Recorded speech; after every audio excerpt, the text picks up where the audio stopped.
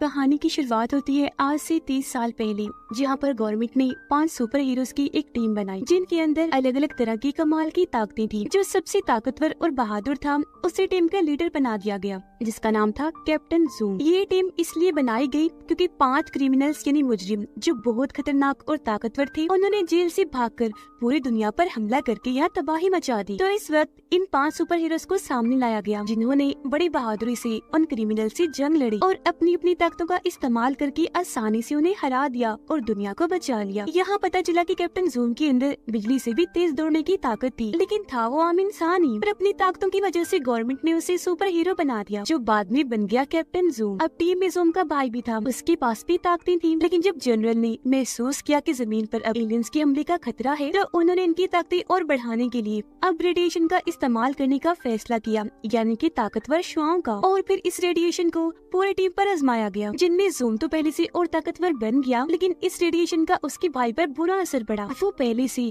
कई ज्यादा गुस्से वाला बन गया, उसे गलत गलत सोचें आती थी और वो फिर बुराई के रास्ते पर निकल पड़ा। उसने फिर अपनी टीम के बारे में गलत सोचना शुरू कर दिया कि इन्होंने मेरा बहुत सारा नुकसान किया है। इसी वजह से उसने अपने ही लोगों से लड़ाई कर ली और 3 सुपर हीरोज को मार दिया। अब जब जूम को महसूस हुआ कि मेरा भाई बुराई की हदें पार कर रहा है, बहुत खतरनाक बन चुका है, तो उसने अपने भाई से लड़ाई की और उसे हराकर पहाड़ों में एक ऐसी जगह पर बंद कर दिया जहाँ से वो कभी बाहर नहीं आ सकता था। लेकिन अब 30 साल गुजर जाने के बाद जूम अपनी ताकतें खो चुका था और बिल्कुल एक आम इंसान बनकर रहने लगा। और अब 30 साल के बाद एक साइंटिस्ट ने पता लगवाया कि जहाँ पर जूम ने अपने भाई को कैद किया था, वो वहाँ से निकलने की तैयारी कर चुका है। हैरानी वाली बात कि इतने सालों में ना तो उसकी मौत हुई, ना ही उसकी उम्र बढ़ी, वो आज भी जवान है। वजह ये थी कि वो बहुत ताकतवर था, इतना तेज कि वक्त को भी पीछे छोड़ दी। अब साइंटिस्ट को इस बात की फिक्र थी कि जूम का भाई पहले जितना ही ताकतवर है और उन ताकतों के साथ ही वो बाहर आएगा और अपने भाई से लड़ेगा, उसे बदला लेने के लिए और दुनिया को तबाह करने के लिए। पर करें बात जूम की, वो तो अपनी ताकतें खो चुका है। तो उसका मुकाबला करने के लिए जनरल अपने ही सुपर हीरोज बच्चों की टीम तैयार करने का फैसला करते हैं, जिनके अंदर भी हैरान कुन अलग किस्म की ताकतें पाई जाती हूँ। पर उनके पास सिर्फ 12 दिन का ही टाइम था, क्योंकि 12 दिन के बाद जूम का भाई वहाँ से निकलकर बाहर आ जाएगा। जाहिर है ये टाइम कम ही था, तो इतने कम वक्त में बच्चों को अच्छे से ट्रेन जूम के अलावा और कोई नहीं कर सकता था। पर जनरल ये भी जानते थे कि जूम इसके लिए कभी नहीं मानेगा, इसलिए उन्होंने कैसे भी करके जूम को यहाँ लाने का हुक्म दे दिया, फिर चाहे उसे जबरदस्ती ही क्यों न लाया जाए। उधर जूम आम जिंदगी गुजार रहा था जैक बनकर। उसके पास सिर्फ इतनी ही ताकत बची थी कि वो बस अपनी उंगली से कॉफी फेंट कर तैयार कर लेता था। अब यहाँ जूम यानी जैक के पास साइंटिस्ट और उनकी साथी जो डॉक्टर थी, वो उसे लेने के लिए पहुँच गए। वो कहते हैं कि चलो आपको सुपर हीरोज तैयार करने हैं, पर उसने ये कहकर मना कर दिया कि अब इस दुनिया को नए सुपर हीरोज की कोई जरूरत नहीं है, क्योंकि हर लिहाज से दुनिया महफूज है, यहाँ कोई खतरा नहीं। अब वो लोग जानते थे कि जैक इतनी आसानी से नहीं मानेगा, इसलिए साइंटिस्ट ने उसे बेहोश करने वाला इंजेक्शन दे मारा। वो उसके सीने पर लगा, जिससे जैक बेहोश हो गया और ये लोग उसे अपने साथ ले आए। यहाँ साइंटिस्ट और जर्नल ने फैसला किया कि हम जैक को उसके भाई के बारे में कुछ नहीं बताएंगे, क्योंकि जब उसे पता चलेगा कि मेरा भाई जिंदा है, तो हो सकता है वो एक्साइटेड और जोश हो जाए और उससे लड़े ही ना। इसके बाद हमें दिखाई गई सुपर हीरोज की छोटी नई टीम, जिनमें सबसे छोटी 6 साल की बच्ची थी। उसके पास ये ताकत थी कि वो कोई भी भारी चीज आसानी से उठा लेती थी। अब उसके पास ये ताकत तो थी ही, लेकिन कैसे भी करके वो सुपर हीरो के टेस्ट को पास करना चाहती थी, जिसके लिए बहुत सारे बच्चों को यह टेस्ट के लिए बुलाया हुआ था। लिस्ट में अगली 16 साल की एक लड़की थी, जिसके दिमाग में इतनी ताकत थी कि वो बस दिमाग के जरिए ही किसी भी चीज को उठाकर इधर से उधर कर सकती थी। स्कूल में बाकी बच्चे उसे परेशान करते थे, इसीलिए वो सुपर हीरोज की टीम में शामिल होना चाहती थी। अगला एक लड़का था जिसके पास गायब होने की ताकत थी। इस ताकत का फायदा उठाकर वो बहुत मस्ती करता था, क्योंकि बार बार गायब होकर वो लोगों को हैरान करता और खुश होता था।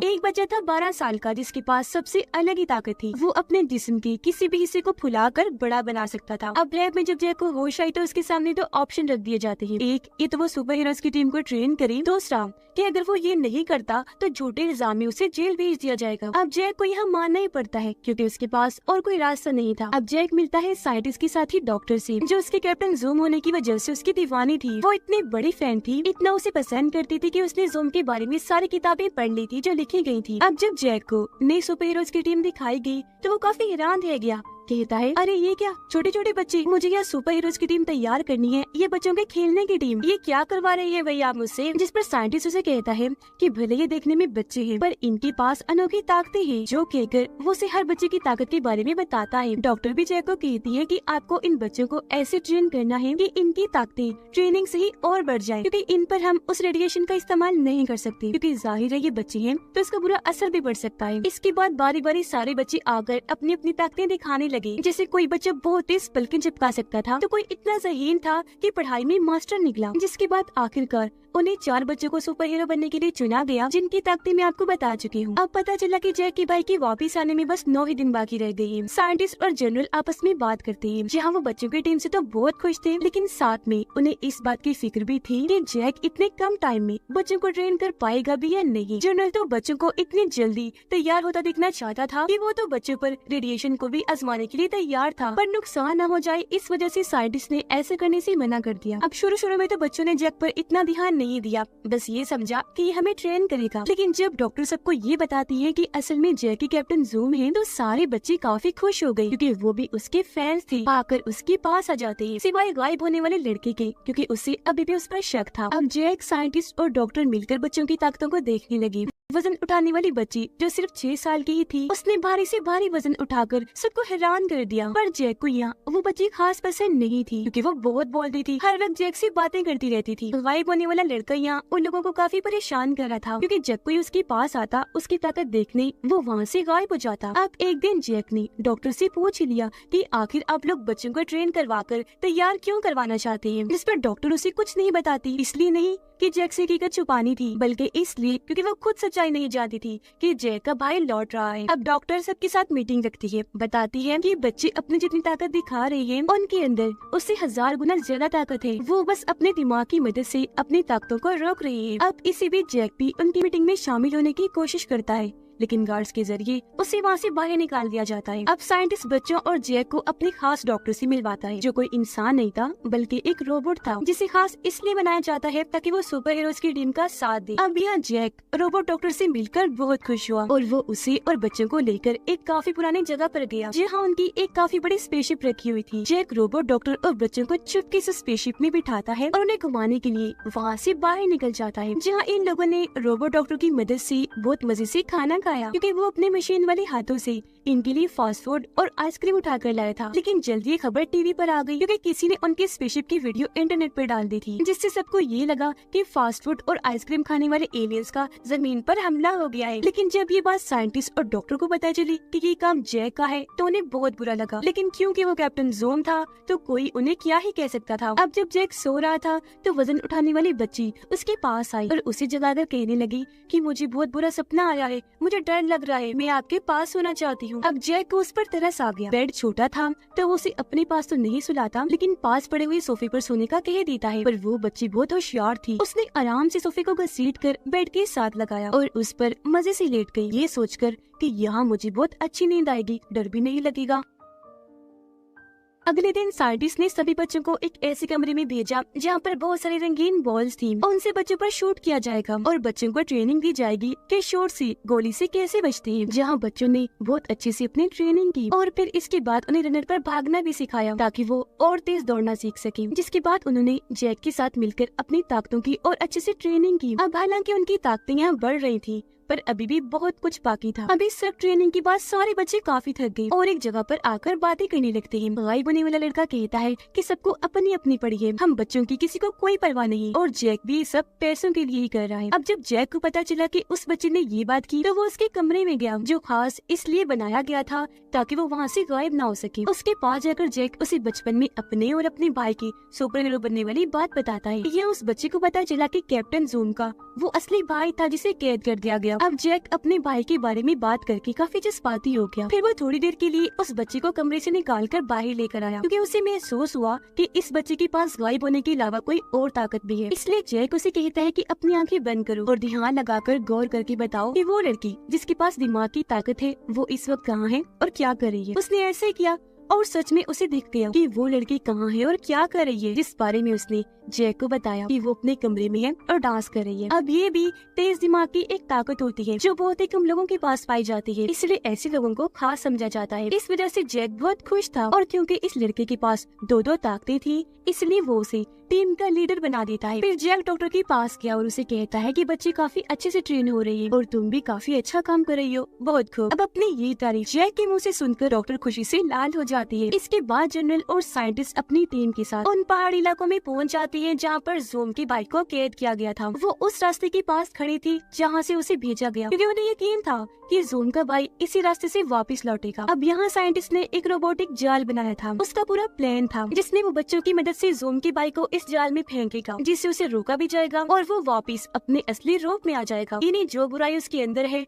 जिसने उसे बुरा बनाया हुआ है, वो हमेशा के लिए उसके अंदर से निकल जाएगी। अब जब जैक की भाई की आने में 48 घंटे रह गई थी, तो डॉक्टर सब बच्चों के लिए पार्टी रखती है जिसमें सभी बहुत इंजॉय करती है और डांस भी। इसमें गायब होने वाला लड़का दिमाग की ताकत वाली लड़की के साथ डांस कर रहा था और जैक डॉक्टर के साथ कर रहा था। पर तभी यहाँ जनरल ने आकर ये सब रुकवा दिया, जिससे उनका सारा मजा किरकिरा हो गया। अब तभी यहाँ जैक देखता है कि उस रेडिएशन को यहाँ पर लाया जा रहा है। वो समझ गया कि इन बच्चों के साथ भी वो ही किया जाएगा जो 30 साल पहले मेरी और मेरी टीम के साथ किया गया था। रेडिएशन को इन पर भी आजमाया जाने वाला था। उसने भी जनरल को मना किया कि रेडिएशन बच्चों के लिए ठीक नहीं, मत करो इसका इस्तेमाल। लेकिन जनरल तो कुछ सुनने को तैयार ही नहीं था। वो अपने फैसले पर अटल रहा। पर जैक ऐसा होने नहीं दे सकता था। उसने आधी रात को सब बच्चों को जगाया और उन्हें अपने साथ एक जगह पर लाकर जनरल का प्लान बताया। और यहाँ वो ये फैसला भी कर लेता है कि मैं बच्चों को इस चीज से बचाऊंगा। यह अगवाई बने वाले लड़के ने फिर से अपना दिमाग लगाया, जहाँ उसका दिमाग अब उस जगह पर पहुंच गया जहाँ सभी साइंटिस्ट और डॉक्टर थे। और उसे यहाँ पता चल गया कि ये सब कुछ दरअसल जैक के भाई को मारने के लिए किया जा रहा है, क्योंकि वो वापस लौटने वाला है। और ये सब कुछ वो जैक को भी बता देता है। अब जब उसे पता चला कि मेरा भाई जिंदा है, तो उसे यकीन ही नहीं आया। वो बच्चों को वापस भेजकर जनरल के पास पहुंचा और गुस्से में इस सब के बारे में सवाल करने लगता है, जिस पर जनरल कहता है कि हाँ, तुम्हारा भाई जिंदा है जो अगले 2 घंटों में बाहर आने वाला है। यहाँ जैक जनरल को समझाने लगा कि बेशक उन बच्चों के पास ताकतें हैं, लेकिन मेरा भाई भी इतना खतरनाक है कि बच्चे उसका सामना नहीं कर पाएंगे, इसलिए प्लीज मत करो ऐसा, रोक दो इस मिशन को। पर यहाँ जनरल बजाय उसकी बात मानता, वो जैक को ही कमरे में बंद करवा देता है। उधर डॉक्टर सभी बच्चों को छुड़वा कर अपने साथ साइंटिस्ट के पास ले जाने लगी, पर जनरल के कुछ डॉक्टर्स उनका पीछे करने लगते हैं, जिस वजह से पीछे मुड़कर डॉक्टर जोरदार फूंक मारती है, जिससे हैरत वो सभी डॉक्टर्स उड़कर दूर जाके गिरते हैं। यानी कि इस डॉक्टर के पास भी ताकत थी। इसके बाद वो डॉक्टर बच्चों को लेकर जैक के पास गई, उसे भी आजाद करवाकर स्पेसशिप में बिठाया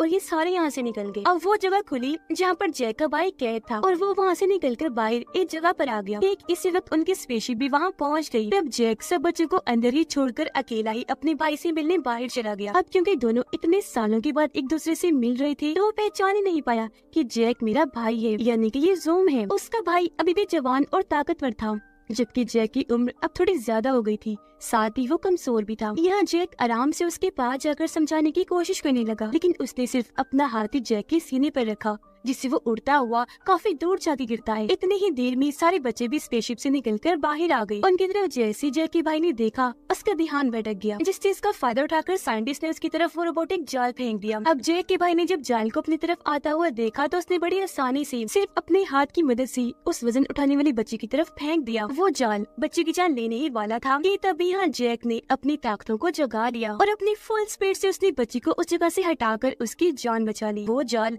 दीवार से जाकर टकराया और पूरी दीवार तबाह हो गई, जिसके बाद जैक अपनी सुपर स्पीड का इस्तेमाल करते हुए सिर्फ 5 सेकंड्स में लैब गया और अपना सूट पहनकर वापस भी आ गया। अब यहाँ साइंटिस्ट उन्हें बता देता है कि अगर जैक के भाई को उस रोबोटिक जाल में फेंक दोगे तो वो पहले जैसा हो जाएगा, तो अपना ये काम जल्दी से कर लो। जिसके बाद गायब होने वाले बच्चे ने बार बार उसके पास जाकर गायब होकर उसका ध्यान भटकाया और दिमागी ताकत वाली लड़की ने बहुत सारे पत्थरों को अपने कंट्रोल में करके हवा में उठाया और उसके भाई की तरफ फेंक कर दे मारे। बोलने वाले बच्चे ने अपना पेट बड़ा करके उसकी मदद से जैक के भाई को जोर से मारा, जिससे वो हवा में काफी ऊपर उड़ गया। ये देखकर वजन वाली बच्ची ने एक खंभे के जरिए उस पर कई बार खतरनाक हमले किए और उसे डॉक्टर की तरफ भेज दिया। डॉक्टर ने यहाँ जोरदार फूंक मारी और आखिरकार वो रोबोटिक जाल में गिर ही जाता है। कुछ ही देर में सारी बुराई उसके अंदर से निकल गई और वो वापस अपने रूप में आ गया। वो बाहर आया जहाँ उसे अपनी गलतियों की शर्मिंदगी थी, पर उसे माफ कर जैक उसे गले से लगा लेता है। जिसके बाद ज़ूम साइंटिस्ट के साथ मिलकर अपनी नई सुपर हीरोज की टीम बनाता है जिसमें ये सारे लोग शामिल थे। और अब वो यहाँ अपनी स्पेसशिप में बैठकर वहाँ से उड़कर वापस आ जाते हैं। वो अपनी इस कामयाबी पर बहुत खुश थे क्योंकि उनका मिशन भी पूरा हो गया था और जैकी भाई को भी मरने से उन्हें बचा लिया था, वापस उसे अच्छा इंसान बना दिया था। ये फैसला भी किया गया कि आइंदा की बात रेडिएशन का इस्तेमाल नहीं किया जाएगा, बस ट्रेनिंग के जरिए ही ताकतों को बेहतर बनाया जाएगा। और अब ये सब जोन के साथ काम करने वाले हैं जो आने वाले किसी भी खतरे से मिलकर लड़ेंगे। इस फिल्म की कहानी